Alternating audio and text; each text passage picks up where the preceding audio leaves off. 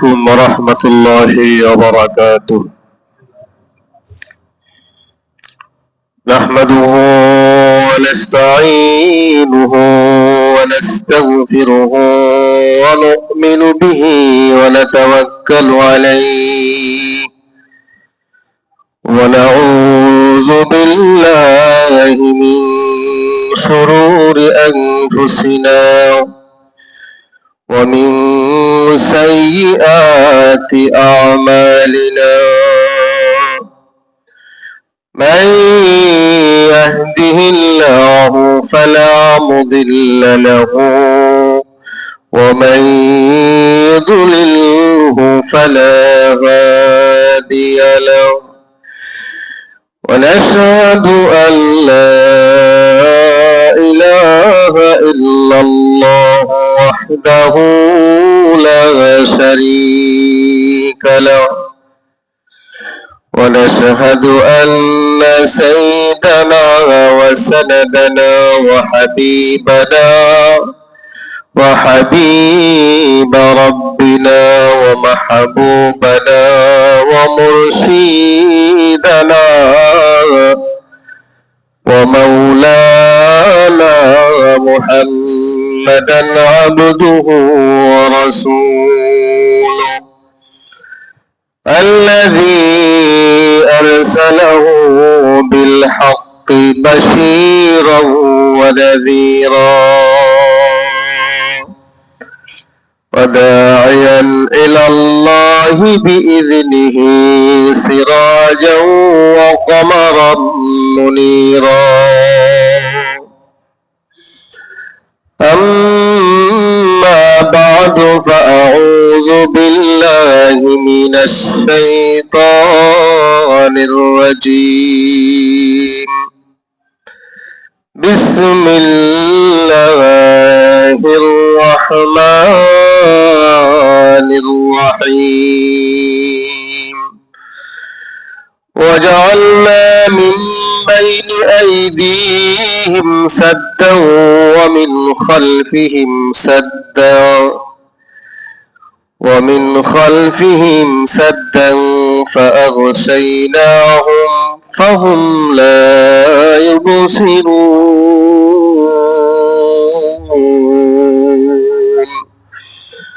وقال تعالى فريق في الجنة وفريق في السعير.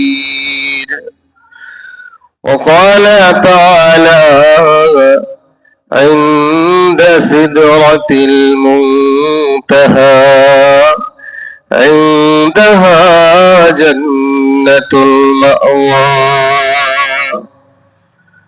وقال تعالى في حبيب شانه إن الله وملائكته يصلون على النبي يا أيها الذين آمنوا صلوا عليه وسلموا تسليما. اللهم صل على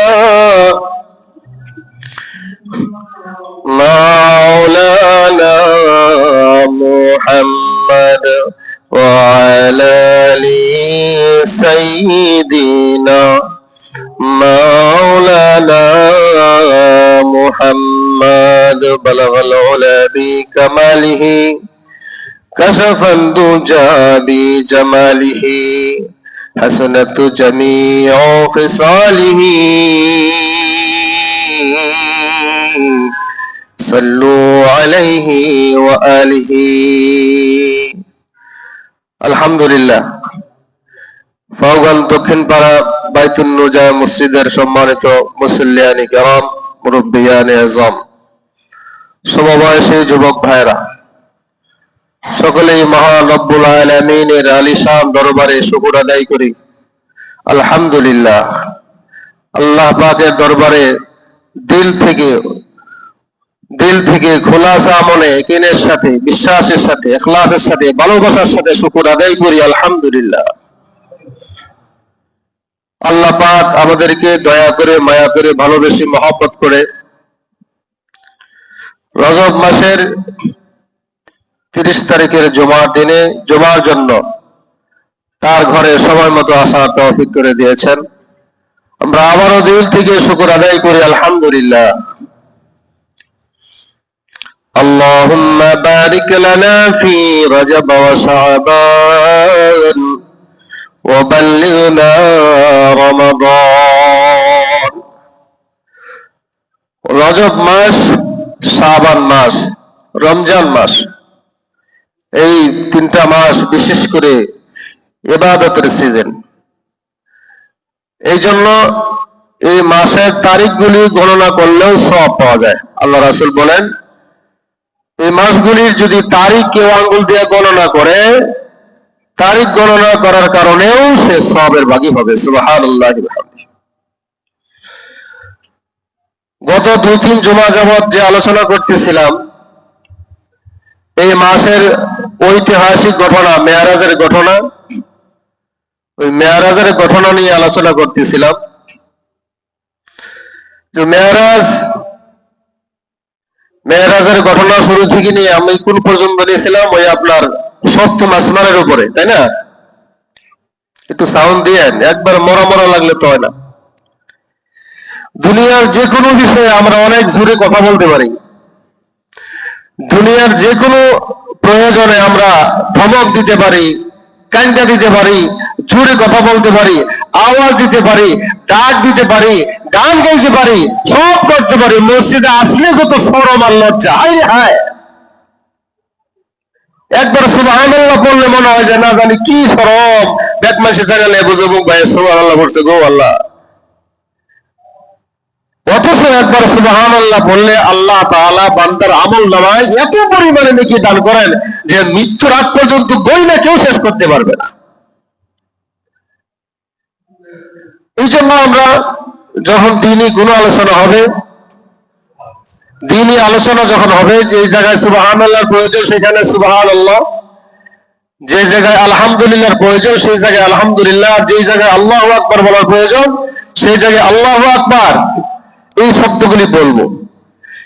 এই শব্দগুলি বলার দ্বারা দুনিয়াতেও ফায়দা, পরকালেও ফায়দা। জবান বন্ধ হয়ে গেলে আর বলার সুযোগ থাকবে না। এই প্যারামাউন্টের এক ব্যক্তি এখানে সবসময় নামাজ পড়তো, হাসপাতালে আছে, জবান বন্ধ হয়ে গেছে, কথা বলতে পারে না। এখন যদি উনি চেষ্টা করে যে আমি 1000 বার সুবহানাল্লাহ বলবো, পারবে? 1000 বার আলহামদুলিল্লাহ বলবো, পারবে? 1000 বার ইস্তিগফার বলবো, পারবে না? কোনো কিছুই আসতে পারতেছে না। তার মনে চাইলেও সে জবান উচ্চারণ করতে পারবে না। এই জবানের শক্তি, এই জবানের পাওয়ার আল্লাহ তাআলা যতদিন পর্যন্ত দিয়েছেন, ততদিন পর্যন্ত এই জবান দ্বারা আল্লাহ তাআলা শুকর আদায় করবো ইখলাসের সাথে, নিঃশ্বাস সাথে, আমল নিয়তে, সকলে বলে আমিন। ভাইয়ের আমার, বন্ধুরা আমার, আপনাদের সামনে মেরাজের ঘটনা আলোচনা নিয়ে 7ম আসমানের উপরে রেখেছিলাম। আল্লাহ রাসূল সাল্লাল্লাহু আলাইহি ওয়াসাল্লাম বাইতুল মামুরে থেকে নামাজ পড়ে বের হইলেন। 7ম আসমানের উপরে বাইতুল মামুর একটা মসজিদ অবস্থিত। ওই মসজিদে আল্লাহ রাসূল সাল্লাল্লাহু আলাইহি ওয়াসাল্লাম ঢুকলেন। উজ্জ্বল চেহারাধারী একদল মানুষকে সাথে নিয়ে আল্লাহর পয়গম্বর 2 রাকাত নামাজ আদায় করলেন। নামাজের পরে বের হইলেন। বের হয়ে ইনদা সিদরাতিল মুনতাহা ইনদাহা জান্নাতুল মাওয়া, বের হয়ে দেখলেন সিদরাতুল মুনতাহা, লাস্ট স্টেশন, আপনার দুনিয়ার দিক থেকেও লাস্ট বর্ডার, উপরের দিক থেকেও লাস্ট বর্ডার, সিদরাতুল মুনতাহা।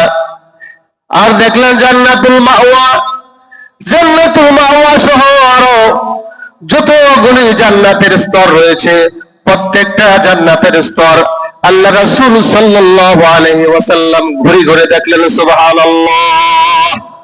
ও ভাইরা আমার, বন্ধুরা আমার, জান্নাত আমরা বলি জান্নাত আছে, জান্নাতের কথা কিতাবে পাওয়া যায়, জান্নাতের কথা আমরা আলোচনা করি, বয়ান করি, কিন্তু আপনার আমার বাবা, রুহানি বাবা জান্নাতে হেঁটে হেঁটে গিয়ে দেখে আসছেন। সুবহানাল্লাহ। জান্নাতের স্তর হলো 8টা। জান্নাতের স্তর হলো 8টা। সর্ব উপরে যে জান্নাত, যে স্তরটা সর্ব উপরে, সেই স্তরের নাম হলো জান্নাতুল ফেরদাউস। জান্নাতুল ফেরদাউস। নাম্বার 2 জান্নাতুল খুলদ। নাম্বার 3 জান্নাতুল আদন। নাম্বার 4 জান্নাতুল নাঈম। নাম্বার 5 জান্নাতুল মাওয়া। নাম্বার 6 দারুস সালাম। নাম্বার 7 দারুল মাকাম। নাম্বার 8 দারুল করার। এই 8টা হলো জান্নাতের স্তর। জান্নাত একটা, আমরা শুরু থেকে শুনে আসতেছি জান্নাত 8টা। আল্লাহ কি পরিমাণ জান্নাত তৈরি করছেন আল্লাহ তাআলাই ভালো জানেন।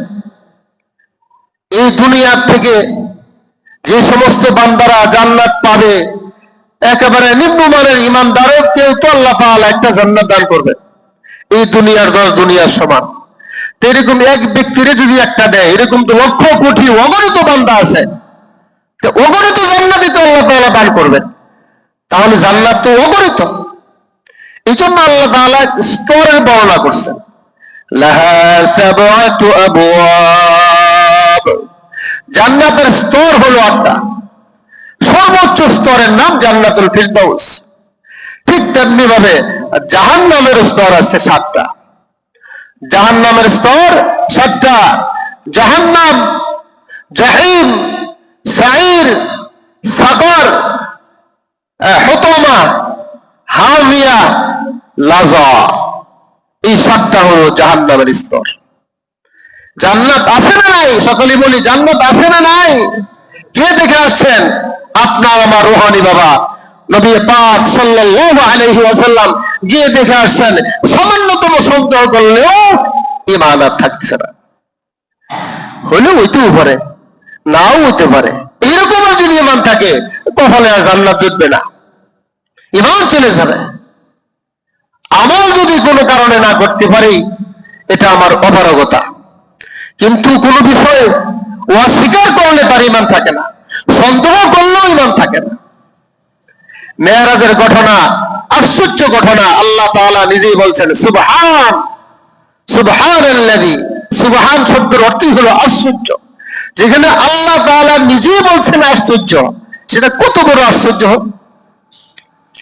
রাসূল পাক সাল্লাল্লাহু আলাইহি ওয়াসাল্লাম সমস্ত জান্নাতগুলি ঘুরে ঘুরে দেখলেন, সমস্ত জাহান্নামগুলি ঘুরে ঘুরে দেখলেন। এইবার আল্লাহ রাসূল সাল্লাল্লাহু আলাইহি ওয়াসাল্লামের জন্য 3 নাম্বার বাহন চলে আসেন। সুবহানাল্লাহ। প্রথম বাহন কি ছিল? বুরাক। দ্বিতীয় বাহন কি ছিল? চলন্ত সিঁড়ি। তৃতীয় বাহন এবার চলে আসছে রফরফ। রফরফ কুরসি, আসন। আসনের মধ্যে আল্লাহ রাসূল সাল্লাল্লাহু আলাইহি ওয়াসাল্লাম বসে গেলেন। আপনি আসনটা উপরের দিকে উঠতে আরম্ভ করলো। উঠতে উঠতে উঠতে উঠতে উঠতে উঠতে একেবারে আল্লাহ তাআলার নিকটে 70,000 পর্দার সামনে গিয়ে হাজির হলেন। হাজির হওয়ার সাথে সাথেই 70,000 পর্দা উপরের দিকে উঠে যায়, সরাসরি আল্লাহ তাআলার সামনে গিয়ে হাজির। সুবহানাল্লাহ। রাআইতু রাব্বি আযজা ওয়া জাল। আল্লাহ রাসূল সাল্লাল্লাহু আলাইহি ওয়াসাল্লাম ফরমান, রাআইতু, আমি দেখেছি, রাব্বি, আমার রবকে।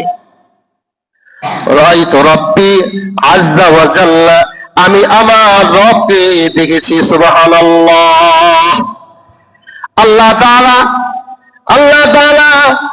সামনে হাজির, দুস্থের সামনে হাজির। এবার দুস্থ ডাক দিয়া বলতেছেন, আত্তাহিয়াতু লিল্লাহি ওয়াস সালাওয়াতু ওয়াত তাইয়্যিবাত। আত্তাহিয়াতু লিল্লাহি ওয়াস সালাওয়াতু ওয়াত তাইয়্যিবাত। আল্লাহ তাআলা তার দুস্থের দিকে তাকায় আছেন, যেন বলতে চাচ্ছেন, দুস্থ, আপনি যে আসছেন, দুস্থ হে, আপনি আমার জন্য কি নিয়ে আসলেন? ভাবের কথা, প্রেম সাগরের কথা। দোস্ত তাকায়া বুঝতে পারছেন আল্লাহ তাআলা কিছু শুনতে চাইতেছেন। আল্লাহর পয়গম্বর বলতে দেরি করেন নাই, আত-তাহিয়াতু লিল্লাহি ওয়াস-সালাওয়াতু ওয়াত-তাইয়্যিবাত। বন্ধু হে, আমি আপনার জন্য তিনটা জিনিস হাদিয়া নিয়ে আসছি। তিনটা জিনিস আপনার জন্য হাদিয়া নিয়ে আসছি। তার এক নাম্বারটা হলো আমার জীবনের যত প্রকার ইবাদত আছে, আমার শারীরিক যত প্রকার ইবাদত আছে, আমার আর্থিক যত প্রকার ইবাদত আছে, সমস্ত ইবাদত গুলো আপনার জন্য হাদিয়া। সুবহানাল্লাহ। আমার সমস্ত ইবাদত আপনার জন্য হাদিয়া। ওইখানে তো আর মিষ্টি চলবে না, প্যারামাউন্টের মিষ্টি নিয়ে গেলেও হবে না, রাজেন্দ্রপুর থেকে মিষ্টি নিয়ে গেলেও হবে না, মুক্তাগাছার মন্ডা নিয়ে গেলেও হবে না। মাওলা যে জিনিস পাইলে বেশি খুশি, আল্লাহর পয়গম্বর ওই জিনিস নিয়ে হাজির। সুবহানাল্লাহ। আমার বন্ধুরা, আমার আল্লাহ তাআলা এইবার ডাক দিয়া বলেন, বন্ধু হে, কিসের তোমার দুঃখ আর কিসের তোমার কষ্ট? তোমাকে দুনিয়াতে কে কি বলে? তোমার চাচা মারা গেছে, তাতে কি হয়েছে? তোমার বিবি খাদিজা মারা গেছে, তাতে কি হয়েছে? পাশেরা তোমাকে কষ্ট দিয়েছে, তাতে কি হয়েছে? আমি তো আছি, তোমার দুস্থ হাজির। সুবহানাল্লাহ। আসসালামু আলাইকা, আসসালামু আলাইকা আইয়ুহান নাবিয়্যু। হে নবী, আমি আপনার জন্য বরাদ্দ করে দিলাম, আমি আপনার জন্য আমার পক্ষ থেকে যত প্রকার শান্তির ব্যবস্থা আছে, সব ধরনের শান্তির ব্যবস্থা আপনার জন্য ফয়সালা করে দিলাম। সুবহানাল্লাহ। আসসালামু আলাইকা আইয়ুহান নাবিয়্যু ওয়া রাহমাতুল্লাহি ওয়া বারাকাতুহু। ওগো দোস্ত, আমার পক্ষ থেকে যত প্রকার রহমত আছে, রহমাতুল্লাহ, যত প্রকার রহমত আছে, সব ধরনের রহমত আপনার জন্য বরাদ্দ করে দিলাম। সুবহানাল্লাহ। আপনার নাম হবে রাহমাতুল লিল আলামিন। ভাইরা আমার, বন্ধুরা আমার, তাই বলে ক্ষান্ত হয় নাই, শেষে আবার বলছেন ওয়া বারাকাতুহু। আপনার জন্য যত প্রকার বারাকা আছে, যত প্রকার বরকত আছে, সব ধরনের বরকত দুস্থ হয়ে আপনার জন্য ফয়সালা করে দিলাম। সুবহানাল্লাহ।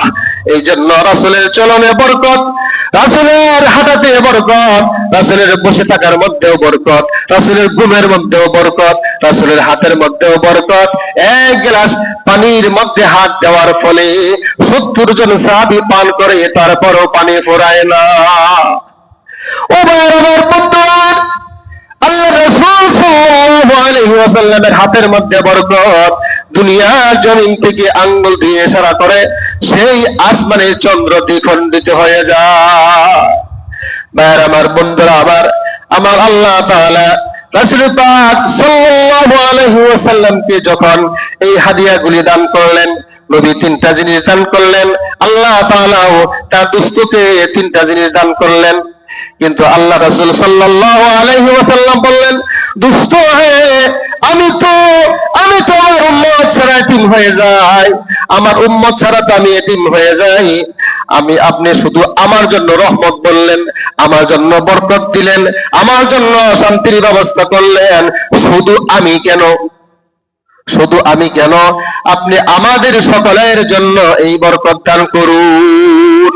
আসসালামু আলাইনা, আমাদের সকলের জন্য, আমার সমস্ত নেককার উম্মতের জন্য এই ফয়সালা দান করুন। সুবহানাল্লাহি ওয়া বিহামদিহি।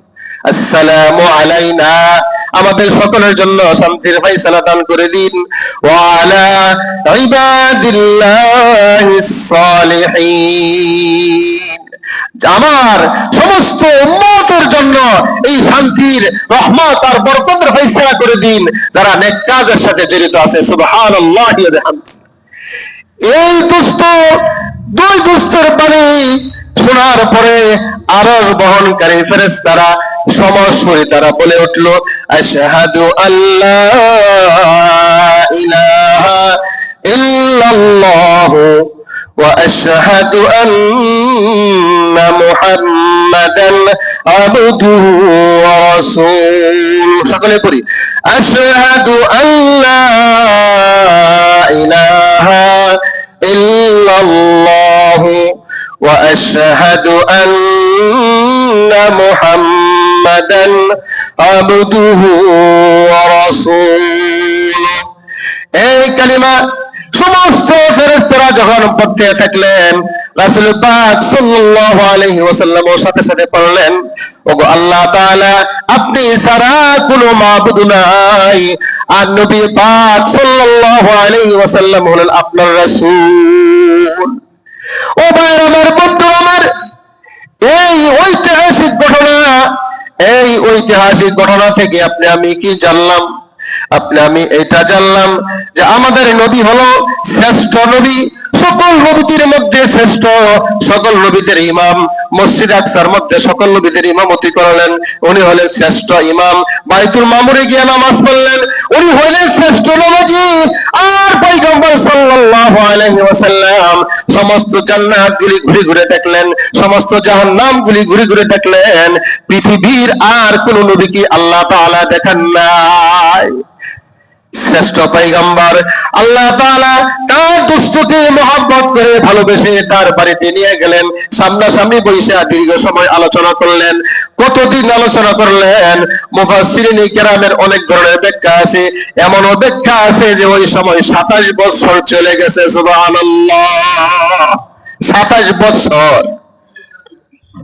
আমরা ততটুকু জানি যতটুকু আল্লাহ রাসূল আমাদেরকে জানাইছেন। আরো যে কত কথা হয়েছে, আরো যে কত বিষয় নিয়ে আলোচনা হয়েছে, এইগুলো আল্লাহ আপনার দুস্থ জানেন। কথা ঠিক কিনা? আল্লাহ রাসূল আমাদেরকে যতটুকু জানাইছেন ততটুকুই আমরা জানি। জান্নাত, জাহান্নাম, আরশ, কুরসি, লৌহ, কালাম, আল্লাহ তাআলা, আল্লাহর বাড়ি, খানকা, এই সমস্ত বিষয়গুলি দুনিয়ার কোনো ব্রেনে ধরবে না। দুনিয়ার সমস্ত ব্রেন একসাথে কইরা চিন্তা করলেও ধরা পড়বে না, কারণ এত ব্রেন আল্লাহ তাআলা দেন নাই, এত ব্রেন আল্লাহ তাআলা দেন নাই। ওটা কল্পনাও আসবে না, কল্পনাও করা যায় না। যতটুকু বোঝা যায় ততটুকু, মহাসাগর থেকে যদি এক ফোঁটা বুঝতে পারি এতটুকু, কল্পনার বাইরে ব্যাপার। মরণের পর থেকে যে ঘটনাগুলি ঘটবে প্রত্যেকটা বিষয় অকল্পনীয়। আমরা যখন মায়ের পেটে ছিলাম তখন আমাদেরকে ফেরেশতারা বলছে যে তুমি কয়দিন পরে দুনিয়া যাইবা। কয়দিন পরে তুমি কই যাইবা? দুনিয়াতে যাইবা। ফাগোয়াইন তোমার গ্রাম হবে, শ্রীপুর তোমার থানা হবে, গাজীপুর তোমার জেলা হবে, বাংলাদেশ তোমার দেশ হবে। এই দেশটা দুনিয়ার মধ্যেই হবে। তুমি ওই দুনিয়ার মধ্যে যাইবা, বাজার পাইবা, গাড়ি দেখবা, বাড়ি দেখবা, অনেক মানুষ দেখবা। দেখবা তোমার সাথে আরো বড় বড় মানুষ আছে, দেখবা তোমার সাথে আরো ছোট ছোট মানুষ আছে, দেখবা অনেক মানুষ হাইটা যায়, অনেক মানুষ গাড়ি দিয়া যায়, অনেক মানুষ কাপড় ভিন্দা যায়, আবার অনেক মানুষ ন্যাংটাও যায়। কথা ঠিক কিনা? এইগুলো সব দেখবা। না, যতই কইছি মায়ের পেটের শিশু, এইগুলো বিশ্বাস তো করণই লাগে। ফেরেশতারা কইছে বিশ্বাস করানো লাগে না? বিশ্বাস করছি, কিন্তু কল্পনায় আসে নাই, মেমোরিতে আসে নাই দুনিয়াতে কেমন হবে, মেমোরিতে আসে নাই। কিন্তু যখন দুনিয়াতে আইসা গেছি এখন কিন্তু আস্তে আস্তে সবই বুঝতেছে। ফেরেশতারা যা কইছিল সব সঠিকই কইছিল। কথা ঠিক কিনা? ফেরেশতারা যা বলছিল মায়ের পেটে সব রাইট। ঠিক তেমনি ভাবে দুনিয়ার জিন্দেগিতে আমরা কিতাব ও হাদিস থেকে, কিতাব কোরআন থেকে যতটুকু আমরা জানতে পারি আর যতটুকু জানাইতে পারি, এতটুকুর ভিতরে আমরা যতটুকু শুনতেছি, বুঝতেছি, এটা যদি বুঝে না আসে তারপরেও 100% ইয়াকিন করতে হবে এটা ঈমান। 100% ইয়াকিন করতে হবে এটা ঈমান। আর এই ঈমান নিয়ে না বুঝেও যদি ঈমান নিয়ে যাইতে পারি, আলিমুল গায়বি ওয়াস শাহাদা, আল্লাহ তাআলাকে আমরা দেখি নাই, তারপরেও আমরা গায়বের উপর ঈমান এনেছি, বিশ্বাস করেছি, এই জন্য আমরা আল্লাহর খাঁটি বান্দা, আমরা হয়ে গেলাম ঈমানদার মুমিন। এই জন্য আল্লাহ তাআলা এই বিশ্বাসের কারণেই জান্নাতগুলি রাইখা দিয়েছেন। সুবহানাল্লাহি ওয়া বিহামদিহি। আমরা জান্নাত জাহান্নাম দেখি নাই, আপনার আমার বাবাকে আল্লাহ তাআলা নিয়ে দেখাইয়া দিয়েছেন। আরশ, কুরসি, লৌহ, কালাম সমস্ত কিছু আল্লাহ তাআলা তার দুস্থকে দেখাইয়া দিয়েছেন। এটা আমাদের আত্মতৃপ্তির জন্য, আমরা যেন বলতে পারি আমাদের বাবা যে দেখে আসছে এর চাইতে বড় হাসা কথা আর হইতেই পারে না। এই কথা 100% সত্য, কথা ঠিক কিনা? জান্নাত জাহান্নাম, আর জান্নাতের নাজ নিয়ামত আরাম আয়েশ আর জাহান্নামের কষ্ট আর দুর্দশার খবরগুলি আল্লাহ রাসূল থেকে আমরা যদি জানতে পারছি, সমস্ত কিছু 100% সত্য। সামান্যতম যদি কেউ সন্দেহ করে ঈমান থাকবে না। ফারিকুন ফিল জান্নাতি وفريق في السعيد فريق في الجنة وفريق في السعيد। আল্লাহ তাআলা কাল কিয়ামতের দিন দুইটা দল করবেন, সমষ্টিগতভাবে দুইটা দল করবেন, একদল জান্নাতি আর একদল জাহান্নামী। সুবহানাল্লাহি ওয়া বিহামদিহি। একদল জান্নাতি আর একদল জাহান্নামী। একদলকে আল্লাহ তাআলা জান্নাতে পাঠিয়ে দিবেন, আরেক দলকে জাহান্নামী বানায় দিবেন আমলের কারণে। কেউ তো আছে রিমান খাইতে পারে জান্নাতে যাবে, আর কেউ আছে কি রিমান রোমান না, বিনা হিসেবে জাহান্নাম যাবেই, তার ওখান থেকে আর আশা হবে না। যারা বেঈমান তারা একবার যে ঢুকবে জাহান্নামে আর বের হইতে পারবে না। আর যারা ঈমানদার, গুনাহ আছে, অনেক পাপ আছে, নেকির চেয়ে বেশি তার গুনাহ, নেকির চেয়ে গুনাহ পরিমাণ বেশি, এই লোকটা প্রথমে জাহান্নামে যাবে। রিমান্ড কাটার পরে আল্লাহ তাআলা বের করে জান্নাতে নিয়ে যাবে। সুবহানাল্লাহি ওয়া বিহামদিহি। আর যদি সমান সমান হয়ে যায়, যদি সমান সমান হয়ে যায়, নেকি বুদ্ধি সমান সমান, এই লোকের ঠিকানা হবে আরাফ। আরাফ নামক একটা স্থান, যেটা জান্নাত আর জাহান্নামের বাউন্ডারি। জান্নাত আর জাহান্নামের মাঝখানে যে দেওয়াল, যে বাউন্ডারি, এই জায়গাটার নাম হলো আরাফ। এই আরাফ নাম জায়গাটাও অনেক বড় জায়গা। এই জায়গার মধ্যে আল্লাহ তাআলা নেকির তুলনায় আপনার বদ আমল বেশি না, সমান সমান বান্দাদেরকে আল্লাহ তাআলা আরাফ নামক জাহান্নামে, আরাফ নামক স্থানের মধ্যে রাখবেন। ওই স্থান যারা পাবে, ওই জায়গার মধ্যে যারা থাকবে, একদিক থেকে তাদের শরীরে জান্নাতের আলো বাতাস আসবে, জান্নাতের হাওয়া লাগবে, আরাম লাগবে। পরক্ষণে অপর দিক থেকে জাহান্নামের আলো বাতাস আসবে, জাহান্নাম থেকে আগুনের তাপ গুলি তার শরীরে লাগবে। তবে আল্লাহ তাআলার নাম হলো গফফার। আল্লাহ তাআলার নাম কি? গফফার। গফফার তুলনায়, রাগের তুলনায় আল্লাহ তাআলার দয়া বেশি। আল্লাহ তাআলার কি বেশি? দয়া বেশি। এই যেহেতু দয়া বেশি, এই গফফার নামের ব্যাখ্যা বিশ্লেষণ করে মুফাসসিরিন কেরাম লিখছেন, আল্লাহ যেহেতু দয়ার সাগর, আশা করা যায় আল্লাহ তাআলা তাৎক্ষণিক আবার তাদেরকে ফয়সালাটা দিয়া আবার ক্ষমা করে জান্নাত দান করে দিবেন। সুবহানাল্লাহ। এই জন্য আল্লাহ তাআলার ভালোবাসা অন্তরে লালন করতে হবে, আল্লাহ তাআলার মুহাব্বত অন্তরে লালন করতে হবে। আর আল্লাহ তাআলার মুহাব্বত আর ভালোবাসা পাওয়ার মাধ্যম হলো নবী পাক সাল্লাল্লাহু আলাইহি ওয়াসাল্লামকে ভালোবাসা। আল্লাহ তাআলার ভালোবাসা পাওয়ার আর কোনো মাধ্যম নাই, একমাত্র মাধ্যম হলো নবী পাক সাল্লাল্লাহু আলাইহি ওয়াসাল্লামকে ভালোবাসা। কেমন ভালোবাসা? আমরা তো আমাদের আব্বারে ভালোবাসি, কথা ঠিক কিনা? বাবারে ভালোবাসি না? মনে করেন বাবার কাছে হাল চইতে আমাকে বলে গেল, হাবিবুল্লাহ আমি তো হাল চইতে গেছি ওই দক্ষিণ পাড়া খেতে, আমার জন্য টিফিন করে খানা নিয়ে এসো 10টার সময়। কি নিয়ে এসো? টিফিন কিনে খানা নিয়ে এসো 10টার সময়। আমি করলাম কি, টিফিন কিনে খানা নিছি না, 10টা পার হয়ে গেছে, 12টা শুম গেছি, ক্ষেতের পাশে আইলে দাঁড়ায় বললাম, আব্বা আই লাভ ইউ, আব্বা আই লাভ ইউ। বাবা কেমন খুশি হবে? কথা কন না কেন? বাবা কেমন খুশি হবে? খুশি হবে? কথা কয় না, বুঝতেছেন কি আমার কথা? বাবা কি খুশি হবে? মোটেও না। বাবা তো এই ভালোবাসা চাইছে না, আই লাভ ইউ ভালোবাসা বাবা চাই নাই, বাবার হুকুম পালন করাই ছিল বাবার ভালোবাসা। বাবা খিদাই মরতেছে, তুমি খানা নিয়ে যাইবা, হে নাকি আর তুমি 3 ঘন্টা পরে যাই আই লাভ ইউ। রাসূল পাক সাল্লাল্লাহু আলাইহি ওয়াসাল্লামকে ভালোবাসার অর্থ কি? ভালোবাসার অর্থ হইল আল্লাহ রাসূল সাল্লাল্লাহু আলাইহি ওয়াসাল্লামের আদর্শে নিজেকে আদর্শবান বানানো, আল্লাহ রাসূল সাল্লাল্লাহু আলাইহি ওয়াসাল্লামের আমল নিজের মধ্যে ফিট করা, তার মতে, তার পথে, তার কথায় নিজেকে পরিচালনা করা, নিজের জিন্দেগি রাসূলের সুন্নাত দিয়ে সাজানো, মাথা থেকে নিয়ে পা পর্যন্ত রাসূলের সুন্নাত দিয়ে সাজানো, প্রত্যেকটা আমল কি করে রাসূলের তরিকা অনুযায়ী হয়ে যায়, সেইভাবে যদি হয়, রাসূলের তরিকা অনুযায়ী হয়, আখলিস দীনাকা ইয়াকফিকাল আমালুল কলিল, সামান্য আমল আপনার আমার জিন্দেগির জান্নাতের ফয়সালার জন্য, ক্ষমা পাওয়ার জন্য, রাসূলের ভালোবাসা পেয়ে আল্লাহর জান্নাত পাওয়ার জন্য যথেষ্ট হয়ে যাবে। কিন্তু সেটা না করে যদি নিজে নিজে মন গড়া আমল করতে থাকি, নিজের যেমনি ভালো লাগে এমনি আমল করি, এই আমল যদি গাঠি মুসকা একবারে আমরা বাড়িঘর ভরে ফেলাই আমল করে, চারটার কাজে লাগবে না যদি রাসূলের তরিকার প্রতি খেয়াল না করি, রাসূলের নিয়মের প্রতি যদি খেয়াল না করি। এই জন্য আমরা আমাদের শুনেন, শিক্ষার কিন্তু শেষ নাই, শিক্ষার শেষ নাই, দোলনা থেকে মরণের পর্যন্ত শিক্ষা, শিক্ষার শেষ নাই। এই জন্য যে যতটুকু জানি আমল করব, এবং আরো কি করে জানা যায়, আরো কিভাবে জানা যায়, এই ফিকির, এই চেষ্টা নিজের ভিতরে রাখবো, তবে আমার নাম হয়ে যাবে ছাত্র।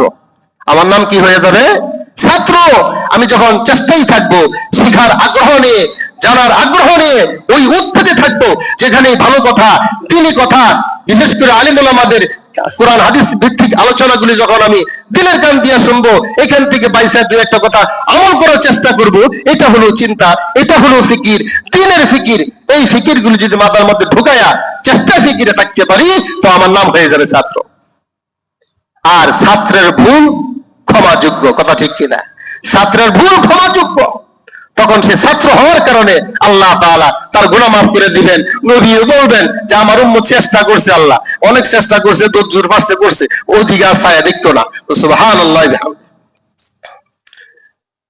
তো রাসূল পাক সাল্লাল্লাহু আলাইহি ওয়াসাল্লাম আপনার আমার জন্য আদর্শ, যে আল্লাহ রাসূল সাল্লাল্লাহু আলাইহি ওয়াসাল্লাম এই মেরাজ মাসে, এই রজব মাসে মেরাজের এই বিশাল ঘটনা, এই ঘটনার মাধ্যমে আমরা যত কিছু শিখলাম, তার মধ্যে সর্বশেষ শিক্ষা হলো এই, যে আল্লাহ রাসূল সাল্লাল্লাহু আলাইহি ওয়াসাল্লাম কি নিয়ে আসলেন, সেখান থেকে কি নিয়ে আসলেন? উতিয়া সালাওয়াতি খামসিন, সর্বশেষ সারাংশ 5 ওয়াক্ত নামাজ। কি নিয়ে আসেন? 5 ওয়াক্ত নামাজ। ওয়া উতিয়া সূরাতুল বাকারা, ওয়া উতিয়া সূরাতুল বাকারা, এবং সূরাতুল বাকারার, বিশেষ করে সূরাতুল বাকারার শেষ 3 আয়াত, এটা আল্লাহর পক্ষ থেকে ওই দিনের বিশেষ হাদিয়া। এই জন্য আমরা সূরাতুল বাকারার শেষ 3 আয়াত বেশি বেশি আমল করব, তেলাওয়াত করব। 1 নম্বর 5 ওয়াক্ত নামাজ, 2 নম্বর সূরাতুল বাকারা, নাম্বার 3 ওয়া বুখিরা লিমান লা ইউশরিক বিল্লাহি মিন উম্মতিহি শাইআ। উম্মতের জন্য আগে আগাম সুবহানাল্লাহ করার জন্য রেডি থাকেন, একটা সুবহানাল্লাহ সময় দিয়েছে।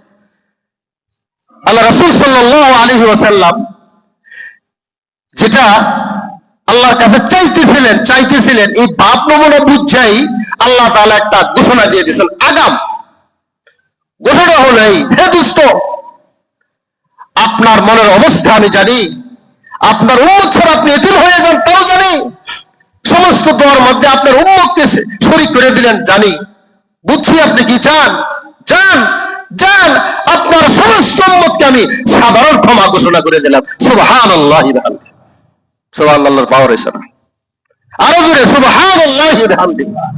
আল্লাহ তাআলা উম্মতদেরকে সাধারণ ক্ষমা ঘোষণা করে দিয়েছেন।